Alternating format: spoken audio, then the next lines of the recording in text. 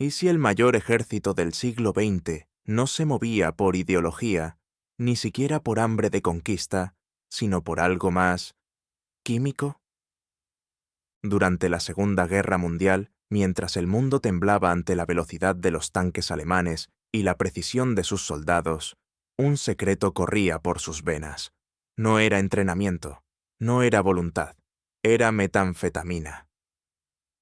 Pervitin. Así se llamaba la pequeña pastilla blanca que transformó a miles de hombres comunes en soldados incansables. Una droga que prometía eliminar el sueño, el miedo y el cansancio. Alemania la fabricaba por millones, no solo para el frente, sino también para su población civil. No necesitabas receta. Se vendía en farmacias, en chocolates, incluso en presentaciones para amas de casa que querían rendir más. ¿Te sorprende? Apenas estamos comenzando. Para entender el origen de esta guerra química, hay que retroceder unas décadas. En la Primera Guerra Mundial, los soldados de trincheras ya conocían el poder de las sustancias: morfina, alcohol, cocaína. Lo que comenzó como una forma de resistir al dolor y al horror, terminó creando una generación de veteranos adictos. Y cuando llegó el siguiente conflicto global, los líderes sabían que necesitarían algo más fuerte, más eficiente, más controlable.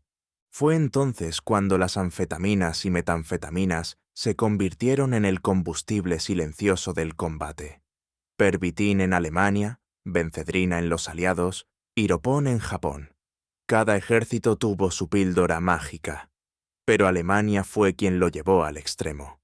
Durante la invasión a Polonia, en 1939, los soldados alemanes ya cargaban con pastillas de Pervitin. La orden era clara: marchar sin detenerse, sin dormir. Y lo lograban. Algunos avanzaban durante 72 horas sin cerrar los ojos. Eran rápidos, letales, inhumanos, pero no eran héroes. Eran cuerpos químicos. En mayo de 1940, cuando la Wehrmacht atravesó Bélgica y rompió la defensa francesa en cuestión de días, los líderes aliados no entendían cómo era posible. El enemigo parecía no dormir, no agotarse, no rendirse. Lo que no sabían es que detrás de esa eficiencia se escondía una droga distribuida por millones, con instrucciones precisas desde el alto mando nazi. Era la Blitzkrieg dopada. Detrás de esta estrategia química estaba Otto Ranke, director del Instituto de Fisiología de la Defensa. Él mismo declaró que el mayor enemigo del soldado no era el rival, sino la fatiga. Combatir el sueño se convirtió en una prioridad, y el Pervitin era la solución.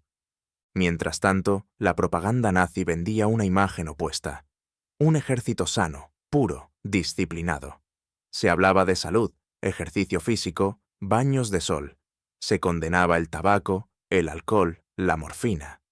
Incluso el propio Hitler se presentaba como un modelo de pureza: vegetariano, abstemio, enemigo de las adicciones.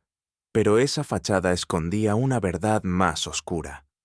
Hitler, el líder que prohibía las drogas en público, consumía un cóctel diario en privado. Su médico personal, el doctor Theodor Morell, fue quien lo transformó en un paciente químico. Lo acompañaba a todas partes, lo inyectaba antes de discursos, lo medicaba antes de reuniones.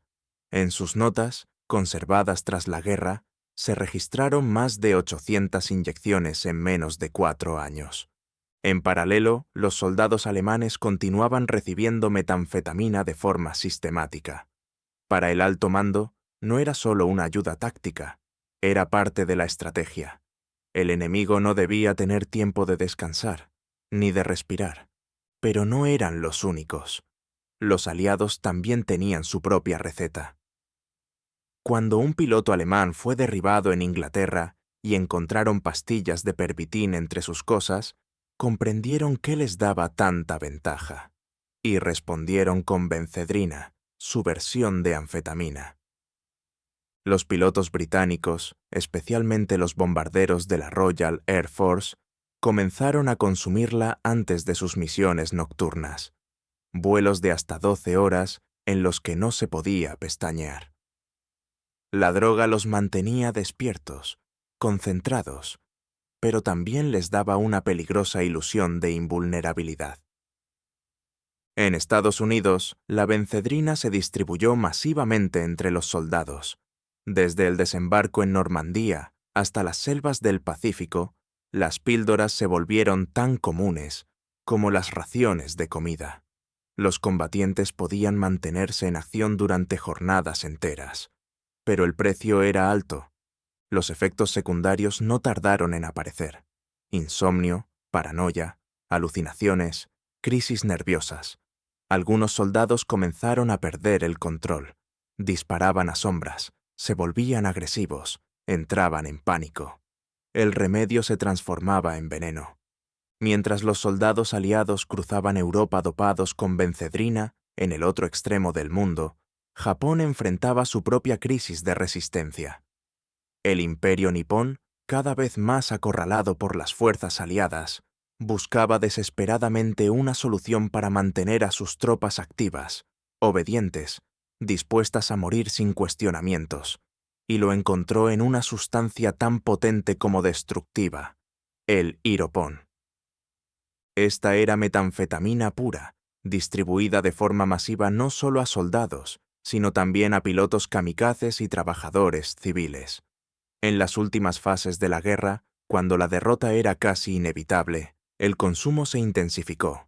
El iropón anulaba el miedo, el sueño y el hambre. Convertía al combatiente en una máquina dispuesta a sacrificarse sin titubeos. Pero también lo alejaba de la realidad. Lo sumergía en una psicosis silenciosa que muchos arrastrarían por el resto de sus vidas. Al igual que en Alemania, Japón había comenzado usando estas sustancias con fines productivos. Las fábricas funcionaban día y noche, y los empleados tomaban iropón para resistir las extenuantes jornadas laborales. La idea de que el rendimiento valía más que el bienestar personal se propagó como una verdad absoluta. Cuando la guerra se intensificó, el paso de los talleres al frente fue casi natural. En este punto, vale la pena preguntarse: ¿qué motivó a los altos mandos a distribuir estas drogas sin medir sus consecuencias? La respuesta está en la lógica de la guerra total. Cuando la victoria depende de cada segundo, todo lo que prolongue la resistencia se vuelve válido. Pero esa lógica tenía una trampa: no distinguía entre enemigo y aliado. A largo plazo, las drogas terminaron afectando tanto a los propios ejércitos como a quienes intentaban derrotarlos. Y no solo hablamos de soldados. En todos los bandos hubo médicos, científicos y estrategas dispuestos a experimentar con la psique humana como si fuera una simple variable táctica. De hecho, esta obsesión por el control químico del comportamiento no terminó con la guerra. Al contrario, lo que comenzó como una necesidad bélica evolucionó, años más tarde, en experimentos secretos, proyectos de manipulación mental y guerras silenciosas libradas desde laboratorios. Una de las claves de esta historia, quizás la más inquietante, es cómo las drogas cambiaron el curso de decisiones políticas y militares. Volvamos por un momento a Hitler. En sus últimos años, ya completamente dependiente de los cócteles de Morel, su capacidad de juicio se encontraba gravemente alterada. Sus decisiones eran cada vez más erráticas, su percepción del enemigo distorsionada. Los ataques imposibles que ordenó, los discursos delirantes, la negativa a rendirse, todo eso podría haber estado profundamente influenciado por el deterioro químico de su cuerpo y mente. Lo mismo ocurría a menor escala en cada pelotón. Un soldado agotado podía resistir gracias a una pastilla, pero también podía colapsar de forma repentina, atacar a su propio grupo o cometer errores catastróficos. Las anfetaminas no distinguían entre valor y delirio, y muchas veces lo que parecía coraje era solo un efecto secundario. Para cuando la guerra terminó, el daño ya estaba hecho. Decenas de miles de combatientes regresaron a casa con el cuerpo destrozado y la mente alterada. Las adicciones eran tratadas como debilidad moral, no como heridas de guerra. Muy pocos recibieron apoyo, Muchos terminaron en hospitales psiquiátricos, otros cayeron en el crimen o el suicidio. Los gobiernos pasaron la página. Las farmacéuticas también. La historia oficial rara vez habla de ellos. Prefiere los tanques, los discursos, las batallas ganadas. Pero en cada victoria hubo píldoras. En cada derrota, abstinencia. La guerra química no fue solo un experimento, fue una doctrina, y su legado sigue presente. Hoy, muchas de esas sustancias siguen existiendo bajo otros nombres. Algunas están prohibidas, otras son recetadas en tratamientos médicos. En más de un caso, los estimulantes utilizados por soldados en los años 40 fueron reformulados y comercializados como fármacos modernos.